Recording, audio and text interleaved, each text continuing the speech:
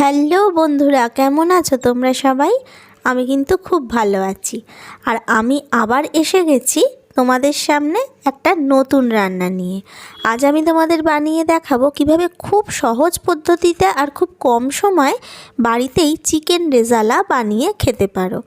আর বাড়িতে গেস্ট এলেও কিন্তু তোমরা খুব চটজলদি এটা রুটি, পরোটা বা রাইসের সাথে সার্ভ করতে পারো। তাহলে চলো রান্নাটা শুরু করি। চিকেন রেজালা বানানোর জন্য আমি এখানে 1 কিলো চিকেন নিয়ে নিয়েছি আর চিকেনটা একটু বড় বড় টুকরো করে কেটে নিয়েছি। রান্নাটা করার জন্য আমি এখানে নিয়ে নিয়েছি 3টে পেঁয়াজ টুকরো করা, 15-16টা রসুনের কোয়া, আদা আর কাঁচা লঙ্কা। আর আমি এখানে নিয়ে নিয়েছি 2 টেবিল স্পুন চারমগজ আর 2 টেবিল স্পুন কাজু বাদাম। এবার সব উপকরণগুলোকে আমি একসাথে মিক্সিতে একটা পেস্ট করে নেব। যে মশলাটা মিক্সিতে বাটলাম সেটা আমি চিকেনে দিয়ে দিয়েছি আর 250 গ্রাম টক দই দিয়েছি। এবার দিয়ে দিচ্ছি স্বাদ মতো নুন, তারপর এখানে দিয়ে দিচ্ছি 1 টিস্পুন গরম মশলা গুঁড়ো। এবার সব জিনিসগুলো খুব ভালোভাবে চিকেনের গায়ে আমি মাখিয়ে নেব। খুব ভালো করে চিকেনের গায়ে আমি সব জিনিসটা মাখিয়ে নিলাম। এবার 2 ঘন্টার জন্য আমি এটা ফ্রিজে রেখে দেব। চিকেনটা 2 ঘন্টা ম্যারিনেট করে নিয়েছি। এবার রান্নার জন্য আমি 1/2 কাপ সাদা তেল দিয়ে দিলাম। সাদা তেলটা সামান্য একটু গরম হলে এর মধ্যে আমি গোটা গরম মশলা দিলাম, গোটা গোলমরিচ, 4টে তেজপাতা আর 4টে শুকনো লঙ্কা দিয়ে দিচ্ছি। এবার তেলের মধ্যে ভালো করে নাড়াচাড়া করে নিচ্ছি। ভাজা গন্ধ বেরোলে এবার আমি এর মধ্যে দিয়ে দেব 1 টেবিল স্পুন ঘি। এই 1 টেবিল স্পুন ঘিটা আমি একটু পরে দিলাম, কারণ ফোড়নটা যখন ভাজবো তখন কিন্তু ঘিয়ের গন্ধটা চলে যেতে পারে। ফোড়নটা ভাজার পর ঘিটা দিলে কিন্তু এই ঘিয়ের গন্ধটা রান্নার মধ্যে ভালোভাবে বেরোবে। এবার আমি ম্যারিনেট করা চিকেনগুলো কড়াইয়ের মধ্যে দিয়ে দিচ্ছি।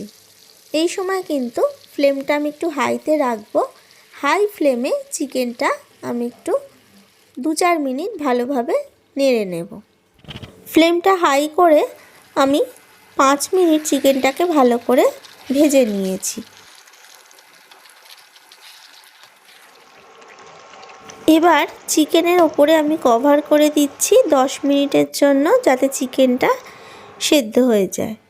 10 মিনিট পর ফিরে এলাম। আমি ঢাকনাটা খুলে দেখছি, দেখো বেশ অনেকটা জল বেরিয়েছে চিকেন থেকে। আর চিকেনটা অর্ধেক সেদ্ধ হয়ে গেছে, এখনও কিছুটা সেদ্ধ হওয়া বাকি আছে। চিকেনটাকে আরেকবার নাড়াচাড়া করে দিয়ে আমি আরও 10 মিনিটের জন্য কভার করে দিলাম। 10 মিনিট পর ঢাকনাটা খুলছি, দেখো চিকেনটা কিন্তু অনেকটাই সিদ্ধ হয়ে গেছে। আর চিকেনের জল যেটা রয়েছে সেটা যদি তোমরা একটু শুকনো করতে চাও তাহলে 5 মিনিট একটু চিকেনটাকে এই অবস্থায় হাই ফ্লেমে ফুটিয়ে নেবে, তাহলেই কিন্তু এই ঝোলটা কমে যাবে। চিকেন রেজালায় আমি গ্রেভি পছন্দ করি, তাই আমি একটু গ্রেভি রেখেই রান্নাটা করছি। আবার একটু ঠান্ডা হলে কিন্তু গ্রেভিটা অনেকটা টেনে যায়। আমার রান্নাটা মোটামুটি হয়ে গেছে। শেষে আমি দিয়ে দিচ্ছি 1 টেবিল স্পুন চিনি আর দিয়ে দিচ্ছি 1 টিস্পুন ঘি। আর একদম শেষে আমি দিয়ে দিচ্ছি 1 টেবিল স্পুন কেওড়া জল। এই কেওড়া জল দিলে কিন্তু রেজালা একদম রেস্টুরেন্টের মতো হবে। চিকেন রেজালা আমি সার্ভ করে দিলাম। দেখলে তো বন্ধুরা, কত কম সময়ে কত সহজভাবে আমি একদম রেস্টুরেন্টের মতো চিকেন রেজালা বানিয়ে ফেললাম।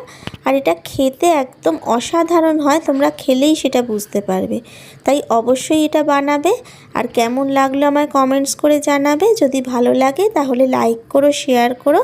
আর যারা আমার চ্যানেলে নতুন, আমার চ্যানেলটা এখনও সাবস্ক্রাইব করোনি, তারা অবশ্যই সাবস্ক্রাইব করে দিও। আর পাশে থাকা বেল আইকনটা ক্লিক করে অল করে দিও, তাহলে আমার নতুন রান্নার নোটিফিকেশান সবার আগে তোমাদের কাছে চলে যাবে। আজকের মতো এখানেই শেষ করছি। নমস্কার।